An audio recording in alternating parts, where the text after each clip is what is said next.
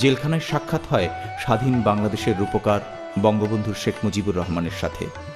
আমি জেলে ঢুকছি তখন সন্ধ্যা হয়ে আসছে, হয়তো সন্ধ্যা একটু একটু আলো আছে। অগাস্ট মাস তো, বড়দিন, যেখান থেকে আমাদের নিয়ে যাচ্ছে দূর কিছু দূর জায়গাতে একটা জায়গাতে অনেক ভিড়। আমি বুঝতে পারি কে যে নিয়ে যাচ্ছে পুলিশ আমার সাথে করে। চিনলেন না কে? না, আমাকে দেখেছি মনে হয় ছবি টবি। পুলিশ শেখ সাহেব তো। তখন সাহেব দিলাম, বললো, উনি বলে আপনার পরিচয়? তাই বললাম, ও আপনার নাম শুনেছে, আপনার লন্ডনে অনেক কাজ করছেন আমি জানি। উনি বললেন যে আপনার তো কষ্ট হবে, আচ্ছা আমি ব্যবস্থা করব। কিছুক্ষণ পরে দেখি আমার সামনে দিয়ে আলমগীর কবিকে নিয়ে গেল। তারও কিছুক্ষণ পরে দেখি রহিত সাহেব, কৃষক লীগের প্রেসিডেন্ট।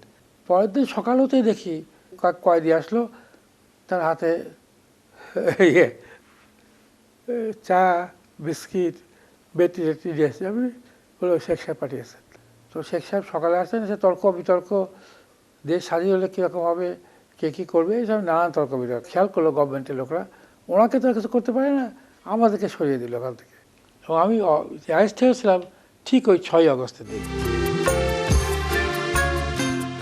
ফেব্রুয়ারির স্মৃতি বুকে গর্বিত সৈয়দ ফজলে আলী।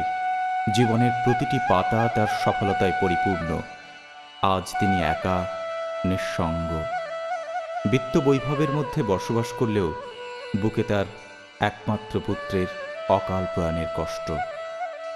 একটা অ্যাক্সিডেন্ট হয়েছিল, যার জন্যে ওরা প্রায় পায়ের এখানে একটা হাড় টোটালি স্ম্যাশড হয়ে গেছিলো। সিঙ্গাপুরে নিলাম, ওর হাড় ওটা স্ম্যাশড হয়ে গেছে, ও হাড় কুলাবে না। খাওয়া দাওয়া অত্যন্ত খামখেয়ালি ছিল, সারা রাত কাজ করতো সে ছেলে। তো করতে করতে তো একদিন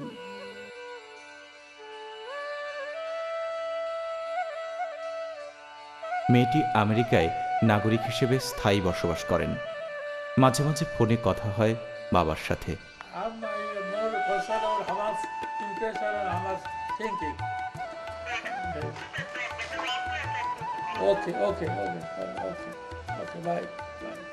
ফোনে কথা হয় মেয়েটির সাথে। অনেক বড় জিনিস যে মানে আপনার ভাষা আন্দোলনে ছিল, খুব কম লোকে ছিল, আর এই জন্য এটা অবভিয়াসলি অনেক মানে গর্ব করা উচিত। অনেক মন খারাপ হয়, কিন্তু আমি তোমাকে প্রত্যেক বছর দেখি, তো খারাপ লাগে না। আর প্রত্যেক দিন কথা হয়, সেটাকে মানে দীর্ঘজীবী হন। He's a very positive person. And I want him to have a long life and to be very healthy. প্রিয় সহধর্মিণী চলে গেছেন মায়ার বাঁধন ছিঁড়ে। প্রতিদিন প্রেমবন্দি ছবি দেখে ফিরে যেতে চান হারানো সেই দিনগুলিতে। জরা, রোগ আর বয়সের ভারে দুর্বল সৈয়দ ফজলে আলী সেদিনের স্মৃতিকথা আজও তিনি বিরামহীন বলে যেতে চান। আর আমার ওয়াইফ তো কিছু আগেই মারা গেছে, সে খুব শান্তিপূর্ণভাবে মারা গেছে। আমার ওয়াইফ আপনার, সে রাতেও ভালো ছিল, কিন্তু শেষ রাতের দিকে এসে তার ইয়ে হয়েছে। এবং সকালে যখন আমরা টের পেলাম, আমার সামনেই সে চলে গেল। এইভাবে পিসফুলি যা একদিক দিয়ে ভালো, কষ্ট পায়নি। আর যে সামনে বসে আছে, দেখতে চলে যাচ্ছে একটা মানুষ। উনি জানতেন যে আমার একটা দুর্বলতা আছে, আমি পারফিউম পছন্দ করি খুব। তো উনি যে এতগুলো পারফিউম কিনে রেখেছেন আমার জন্য, এটা জানতাম না। করে এগুলো যত করে কিনে রেখে দিয়েছে, দেবে খেতে দিতে পারেনি। এটা বোধহয় সব লোকেরই হয় খানিকটা। সে চলে যাওয়ার পরে আমি বুঝতে পারি যে কত তাকে মিস করি। পাকিস্তান সরকারের গ্রেপ্তার হয়রানি আর জেল জুলুমের পরেও সৈয়দ ফজলে আলীর নাম উঠে আসেনি।